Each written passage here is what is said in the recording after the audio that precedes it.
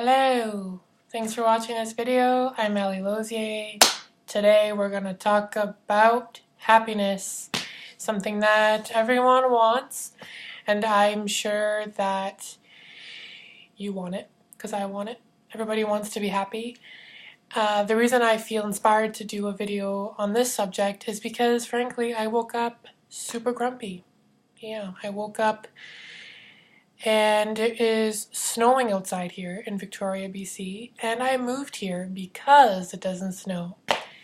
And it has snowed now for a few weeks this year, which is driving me nuts. I woke up with this strong urge to run.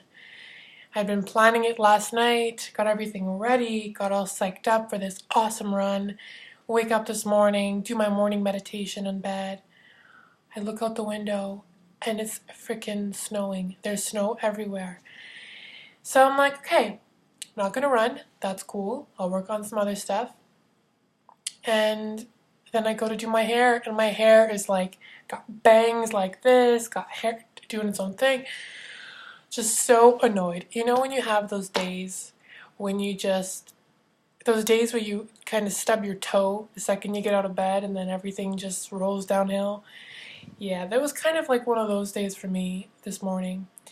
And so, grumpy, I decided to just relax, take a minute, try to feel a little bit better. So I'm scrolling through my Facebook feed and I come across this video about addiction. And I was so blown away by the contents of this little clip, this little video, and I'll link it below if you're interested. Basically, the gist of it being that addiction doesn't result from the chemical or the drug, but rather from the cage.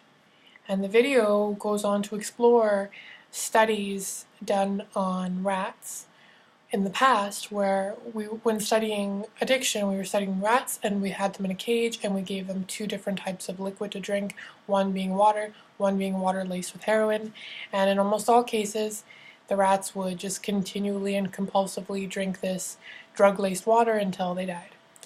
And so the reigning opinion about addiction for the longest time was that addiction was caused by the chemical.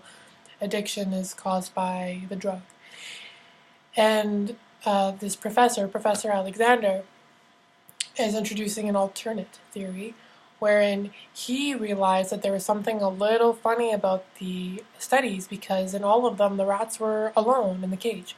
So he thought, why not? Let's explore this. Let's see if we can do it with rats who are having a good time. So he created what he calls in the video a rat park.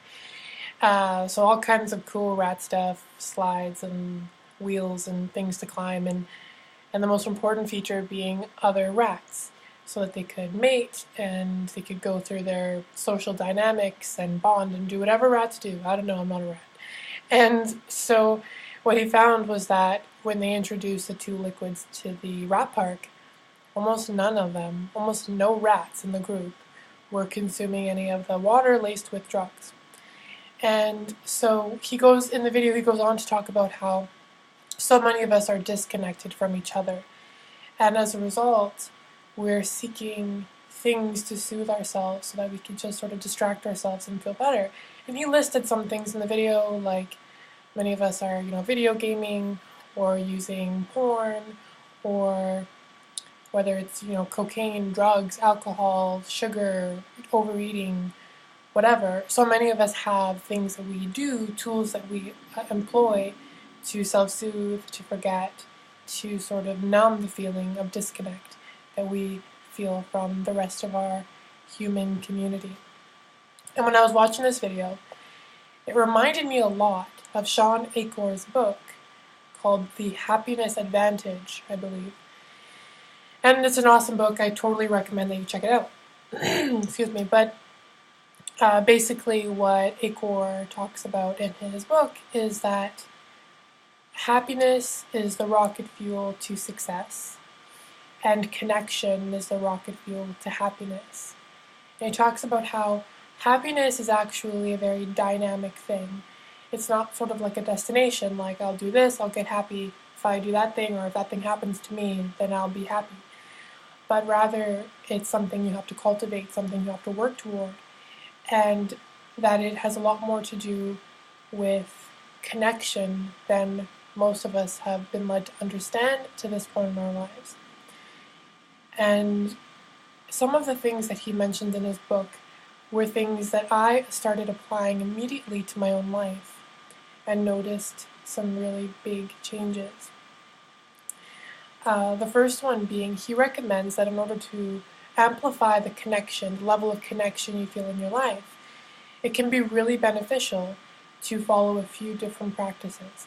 The first is to spend 2 minutes every morning writing a praisey, lovey message to someone in your life, a new person every day. So it might just be 2 minutes of saying, hey, I just wanted to reach out and let you know that you're important to me because this, and this, or you've affected my life positively in these ways, or you are a really special person because, or whatever. Just giving praise and sending love to one person for 2 minutes every day. And what he found was that you often will, not only do you generate the feelings of happiness by creating that connection, by reaching out, by externalizing, but also you often get feedback from that person who will then give you sort of their side of why they think you're special, or what you mean to them, or whatever else. So you're amplifying the connection. And when you do that every day, you sort of build up this network of connection with other people. And it serves to not only increase your happiness, but according to the book, increase your productivity and your success in whatever it is that you're doing. And the second thing that he recommends is spending 2 or 3 minutes every day being grateful. He says do it while you're brushing your teeth for 2 minutes and just list things that you're grateful for, things that you are happy that you are experiencing in your life right now. And I personally apply this every day, and I know that gratitude is like the cornerstone of happiness for me, because when you acknowledge that you already have everything that you want and everything that you need, and how so many things are working out in your favor already, it sort of changes the lens and the scope with which you approach the rest of your life, and you train yourself to look for good things in your environment, and you just keep seeing good things. So yeah, he talks about that, and he talks about meditation as well. Just spending 2 minutes a day focusing on your breathing, getting connected to yourself. And when you do that and you sort of connect inward, you connect to yourself. And I think inward connection is as valuable as external connection.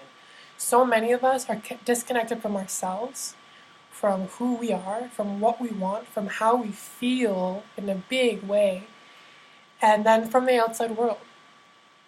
So if you find that you are not as happy as you could be, if you're finding that you spend a lot of time, checking that smartphone, or wasting time on Reddit, or video gaming, or using substances to numb yourself in whatever way,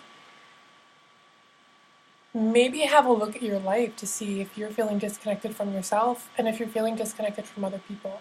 Because the more that we can cultivate those connections with the outside world, the better that we're going to feel. Sean Achor, in his book, defined happiness as the joy you feel when moving toward your potential. This is just such a beautiful concept. I love that so much.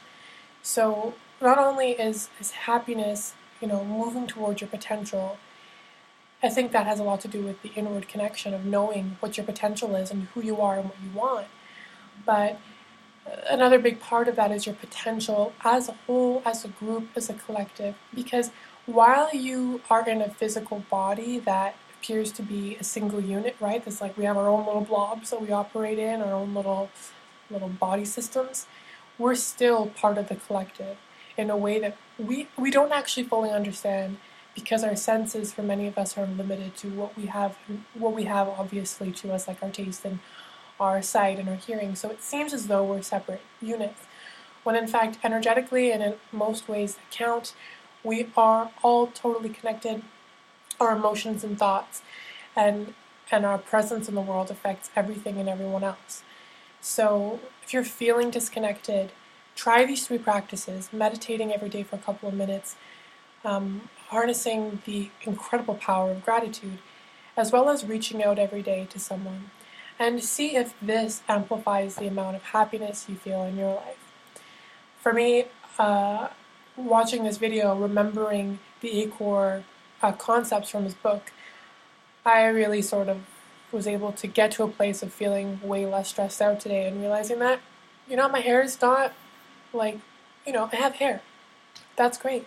To be upset because I have crazy bangs one day, or because my hair is doing whatever it's doing, is uncomfortable when I can simply just switch the dialogue to one about how grateful I am that I have hair. Because there were times in the past when I bleached it all off, or for whatever reason it wasn't growing, or I wasn't well, or whatever. And so for me, being able to switch the perspective with gratitude really helps a lot. And one more thing I want to add before finishing this video is that what I've noticed recently through the practice of applying gratitude every day, as well as cultivating self-love for myself in my own life more so than ever before, and that I am actively participating in dialogue in my mind regularly, where I am praising myself and praising those around me. And I make it a daily practice to find 10 things that I love about every person that I encounter. If I'm going on a lunch date with someone, before I get there, I'll think of 10 things that I really love about them. When I get to the venue, I'll think of 10 things I love about the venue. When I'm walking on the street and I see someone ahead of me about to cross paths with me, I'll think of 10 things I love about them. And I've been doing this because it feels really good to love. It feels really good to flow that love. But what I'm finding now is that people everywhere around me are so generous and loving. Like, I'll go places and strangers are just saying the sweetest things. I feel like I walk into places and they acknowledge me by my first name, and the connection that I receive from them is so real and so loving. And at first I thought it was a coincidence. I was like, oh, wow, people must be in a really great mood today. But what I'm finding is that it's actually not a coincidence. It's completely connected to my own view of the world. So if I'm thinking of myself as being beautiful, worthy of love, and whole and lovable, people are going to see me that way as well. And if I am focusing on loving other people and seeing the best in them, then they're going to feel that love energy and they're going to bring forward the best of who they are. So for me, that's been a huge eye-opening step on my journey to cultivating connection with other people. Is, if you have beliefs about the world, like people are stupid, or people are mean, or people are bad drivers, or people are ignorant, then everywhere you go, you're going to meet people who are ignorant, and you're going to meet bad drivers, and you're going to meet mean people. There are no bad people, mean people. And so by changing the scope of how you see the world, how you see other people, how you see yourself, you may be surprised by how this affects your ability to connect with other human beings. Because when you're loving yourself and you're loving other people, you can really connect in a truly meaningful way. And I think above all else, this will affect your life so positively. Because happiness is not a destination. Happiness is also not something that you have to wait for, that's out of your control, that you have to wait. It's like a happenstance thing of events that'll happen to you. Rather, 90% of your happiness is in your hands. 10% is the things that are outside of you don't have control over, like it's snowing today. That made me pretty grumpy, but I let it take over 100% of my well-being, of my mental, emotional joy today. And so, remembering and realizing again that I have control over 90% of my happiness by cultivating not only the practices and tools that help to bring that about, but also to remember that connection with others is the foundation on which happiness grows. And the more that I connect with others in my environment in meaningful ways, the more my happiness soars. So I was hoping this video would be shorter. I've been really working on making short videos. Man, but it is what it is. It's 15 minutes. I hope that's okay. I hope you enjoy this video. I hope that you could take something away from it that is helpful to your life and that can help you experience more happiness, because at the end of the day, we all just want to be happy. We all just want to have a little bit more happiness in our lives. So I'll link the book that I mentioned below, as well as the video that I found on addiction. I hope that you will share your comments, and that you will like or subscribe, because I love hearing from you. And until next time, have a wonderful week. Bye.